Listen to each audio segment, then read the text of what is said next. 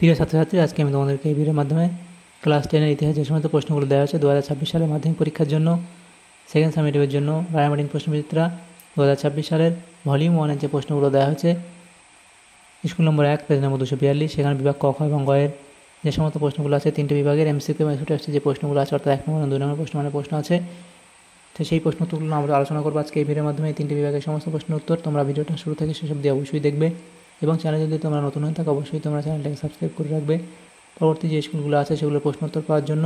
তো আজকে দেখো আমরা আলোচনা করবো 1 নম্বর স্কুলের প্রশ্ন উত্তর। এই প্রশ্ন উত্তরের পিডিএফ তোমরা পরবর্তীতে আমাদের টেলিগ্রাম চ্যানেল থেকে পেয়ে যাবে। ডেসক্রিপশনে টেলিগ্রাম চ্যানেলের লিঙ্ক দেওয়া আছে, সেখান থেকে তোমরা যুক্ত হতে পারো আমাদের টেলিগ্রাম চ্যানেলে। একের দাগে কী বলা হয়েছে দেখো, বিভাগ ক, সেখানে 10টা প্রশ্ন আছে, 1 নম্বর করে দেওয়া হয়েছে 10 নম্বর।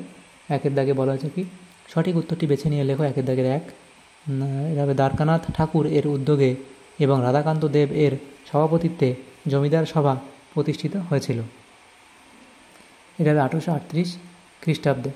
এরপর 2 দাগের প্রশ্নে বলা আছে 19 শতককে সভা সমিতির যুগ বলে অভিহিত করেছেন, সেটা হবে ডক্টর অনিল শীল। এরপরে আছে 1.3, ভারতের ইতিহাসে রাষ্ট্রগুরু নামে অভিহিত হন, সেটা হবে সুরেন্দ্রনাথ বন্দ্যোপাধ্যায়। এরপরের প্রশ্ন, বাঙ্গাল গ্যাজেটি পত্রিকা সম্পাদক, বাঙ্গাল গ্যাজেটি বা বাঙ্গাল গ্যাজেট, এখানে বাঙ্গাল গ্যাজেটি পত্রিকার সম্পাদক ছিলেন, এখানে হবে কি গঙ্গা কিশোর ভট্টাচার্য। এরপরের যে প্রশ্ন আছে দেখো, সেটা এখানে কি বলা হয়েছে। পরের প্রশ্ন, এশিয়াটিক সোসাইটি প্রতিষ্ঠিত হয়েছিল। এশিয়াটিক সোসাইটি প্রতিষ্ঠিত হয়েছিল 1784 খ্রিস্টাব্দে। এরপরের প্রশ্ন, ক্রেস্কোগ্রাফ যন্ত্রটি আবিষ্কার করেন জগদীশচন্দ্র বসু। ক্রেস্কোগ্রাফ যন্ত্রটি আবিষ্কার করেন কে, সেটা হবে জগদীশচন্দ্র বসু। এরপরের যে প্রশ্ন আছে দেখো, বলা আছে কি 1.7 দাগের প্রশ্ন, সেটা হচ্ছে ক্যালকাটা জার্নাল অফ মেডিসিন এর সম্পাদক ছিলেন মহেন্দ্রলাল সরকার। এরপর 1.8 বলা হচ্ছে স্বদেশ বান্ধব সমিতি প্রতিষ্ঠা করেছিলেন অশ্বিনী কুমার দত্ত, অপশান ক। এরপরে যে প্রশ্ন আছে দেখো 1.9 দাগে, কানপুরে ভারতের কমিউনিস্ট পার্টি প্রতিষ্ঠিত হয়েছিল। কানপুরে ভারতের কমিউনিস্ট পার্টি প্রতিষ্ঠিত হয়েছিল, এখানে তোমাদের যে উত্তরটা সঠিক হবে সেটা হচ্ছে 1925 খ্রিস্টাব্দের 26 ডিসেম্বর। এরপরে প্রশ্ন 1.10, কংগ্রেস সমাজতন্ত্রী দল এর সাধারণ সম্পাদক ছিলেন জয়প্রকাশ নারায়ণ, অর্থাৎ অপশান ক। এরপর বিভাগ ক্ষয়ের যে প্রশ্নগুলো আছে দেখো, 6টা প্রশ্ন আছে, 1 নম্বর করে 6 নম্বর দেওয়া হয়েছে এখানে। 2 দাগে নিচের প্রশ্নগুলি উত্তর দাও। উপবিভাগ 2.1, ক স্তম্ভ, এদিকে খ স্তম্ভ দেওয়া হয়েছে ভারতীয় জাতীয় কংগ্রেস, সেটা তোমাদের কোনটার সাথে মিলবে, সেটা হবে 1885 খ্রিস্টাব্দ। Indian association for the cultivation of science, সেটা মিলবে 1876 খ্রিস্টাব্দে, 1876 খ্রিস্টাব্দ। এরপরে যেটা বলা আছে চারু মজুমদার, সেটা এখানে তোমাদের মিলবে তেভাগ আন্দোলন। এরপর দেখো উপবিভাগ 2.2 যেটা আছে সেটা হচ্ছে ম্যাপ পয়েন্টিং, সেটা আমরা করবো না, আমরা বেরিয়ে যাবো পরেরটাতে গিয়ে যাব। বিভাগ গ, সেখানে যে প্রশ্নগুলো আছে সেখানে আমাদের যে প্রশ্নগুলো বলা আছে দেখো, এখানে দেখো 4টে প্রশ্ন, দুটো এখানে 2 নম্বর করে দেওয়া আছে, 4টে প্রশ্ন উত্তর করতে হবে। বিভাগ গ এর মধ্যে 8 নম্বর দেওয়া হয়েছে। তো 3 দাগে বলা আছে দেখো, 2টি অথবা 3টি বাক্যে নিম্নলিখিত প্রশ্নগুলো উত্তর দাও, যে কোনো 4টি।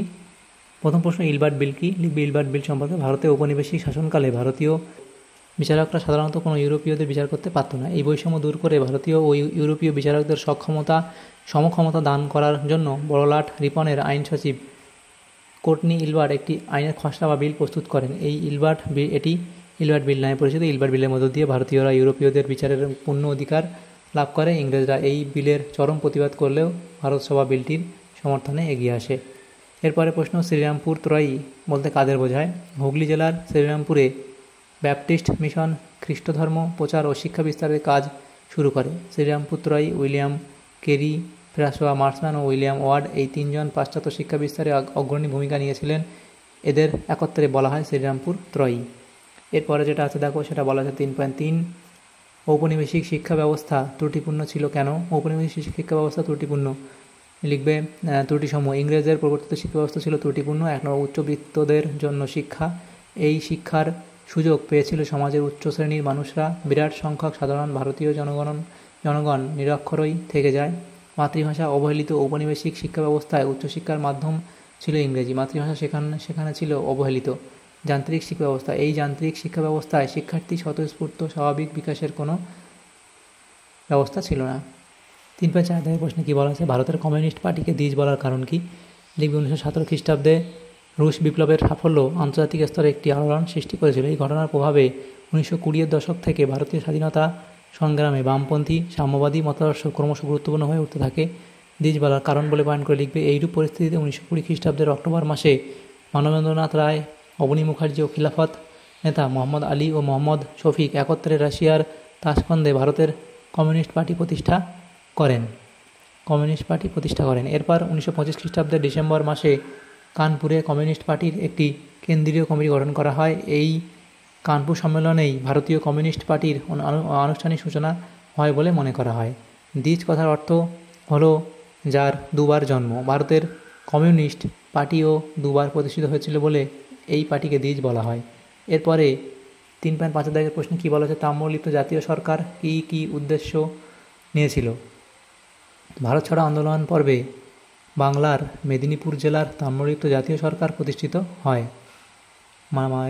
মেদিনীপুর জেলায় তাম্রলিপ্ত জাতীয় সরকার প্রতিষ্ঠিত হয়। নেতৃত্ব কি?